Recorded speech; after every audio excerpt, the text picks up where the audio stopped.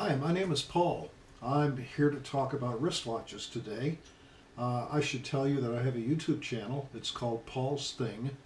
I also have a blog, which is also called Paul's Thing. I used to post videos of motorcycle rides around the southwestern United States. That's been a few years now. I haven't posted anything. Lately, I've become a collector of wristwatches. Not a serious collector, more of an enthusiast. But I do love wristwatches, and I thought I would start posting videos again, this time talking about watches. I want to just introduce myself very quickly. I live in Tucson, Arizona. I've been married for a long time. Used to be an Air Force fighter pilot. I've retired now, and quite old, if you can probably tell. I wanted to talk about two wristwatches that were really important to me in my flying career. But I'll start off by saying that I've always been a fan of wristwatches. My father was in the Air Force, as I was later. We were stationed in Germany when I was a small boy, from about 1955 through 1958 or 59. And when I was 10 or 11 years old, over in Germany, my father gave me my first wristwatch. I remember it to this day really well. It was a Junghans, believe it or not. They made them way back then. And back then, as now, they had a kind of a very simple, clean design. I remember this watch had indices around the dial, but no numbers. And I felt so grown up, for a 10 or 11-year-old boy. I love that watch. I have no idea what became of it.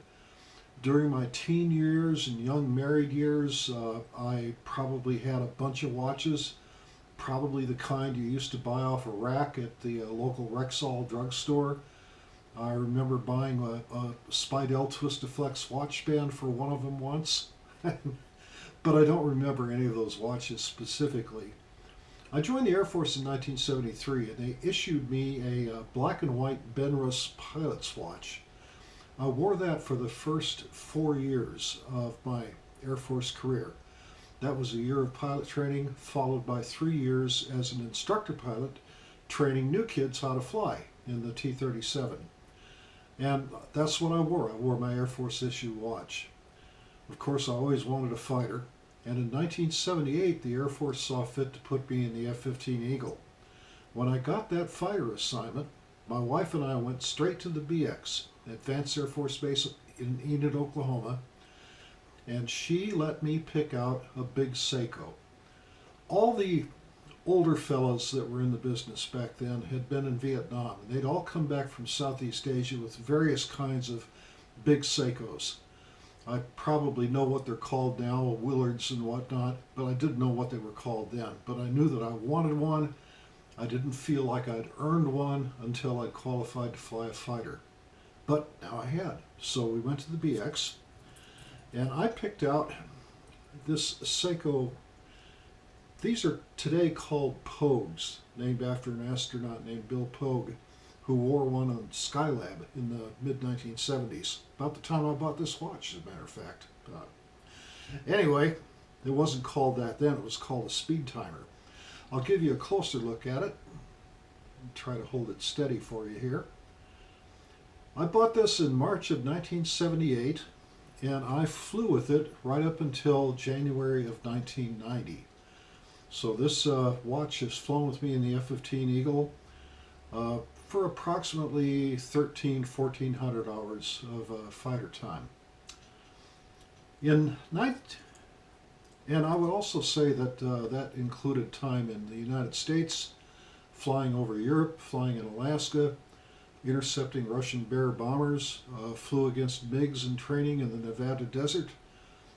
This watch has seen an awful lot and means a great deal to me. In 1990, my wife and I celebrated our 25th wedding anniversary. We were stationed at the time at Kadena Air Base on Okinawa, Japan.